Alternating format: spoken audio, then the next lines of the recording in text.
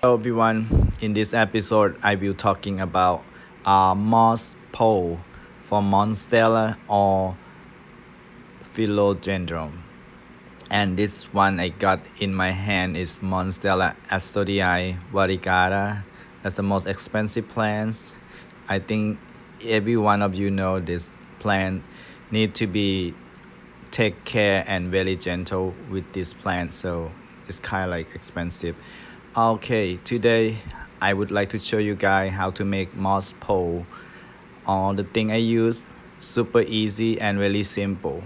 Just moss, sphagnum moss, and wood stick. Also I used wood cutting, and the tree I use the same color of my thing. So let me show you guys how I use for moss pole. Sometimes I use plain wood too. It looks okay, but it's not what I want. I just want something like not the coconut coil like this. You can buy your own if you don't want to use this, but it's very expensive if you bought a lot of them and use for your plant. Also it's too short. So let's get to it. I get sphagnum moss, soak in the water, moist and dry out a little bit. Also I use my wood I got from Home Depot. This kind of trees I use is kind of like a light brown. So you measure your wood stick. Today I gonna use like 38 inches for my pot. Then I cut it a little bit to see to make the mark on the wood, and then you cut after you cut, so you get the less of the wood, kind of like maybe 10 inches. You know what, that's one you can use for hold the bottom of your pot. So today my pot side inside is 6 inches, so I will cut 6 inches for my pot. That's what I gonna get used for a bottom of my pot to hold the stick, just like that, but not right now. I gonna hold it later.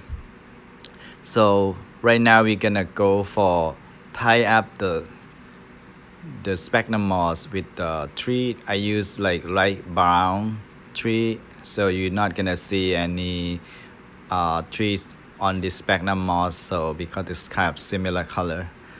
Also you can use like yellows or anything like that, but don't use any color that you can see. It's not gonna look pretty, trust me.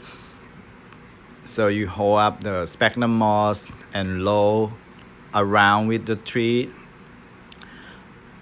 just like that. Yep. But don't worry, if you're not gonna do it one time, you're gonna do it 2 or 3 times after you done all the moss on the stick. So keep doing until almost ending, but you have to skip for the bottom of your pot. So my pot is deep 8 inches, so I gonna leave around 7 to make it nicer. So it's all done now. Then I use go around. I gonna go up and down for 2 or 3 rounds to make sure my sphagnum moss pole looks pretty. So it's all set. It's tight and looks nice. So I'm gonna tie my tree at the end of my stick. Also, this is the last step. So you have to tie with cable tie. So this thing gonna hold, make your moss pole stay stronger in the pot, not moving. So all set, guy. So now I'm ready to put it in my pot. Today we're gonna move EP Prenum Pinatum Varigata.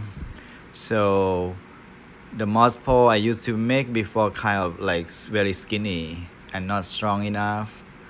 So I gonna move this plant to my new pot. Look, when you use moss pole, you can take out the root very easy. It's not damaging compared with PVC and other kind like a coconut coil. So the pot I gonna put coconut down there, or if you don't have, you can put big rocks down there in the bottle. This is my soy mix. I use pretty much perlite, sphagnum moss, coconut coil, worm casting, and peach moss. Also, you can mix organic soil mix a little bit, but please use more perlite to make it drains well. That's I gonna put the soil one side first, then put my plant in, hold it up. Yes, we need to help the plant clumping up by holding up for the first time. And after you water like a month, you're gonna grow super fast and have a root. Trust me, because sphagnum moss keep the moist and promotes root very very well. I used that before, guys. I'm gonna show you guys how you guys gonna love this sphagnum moss.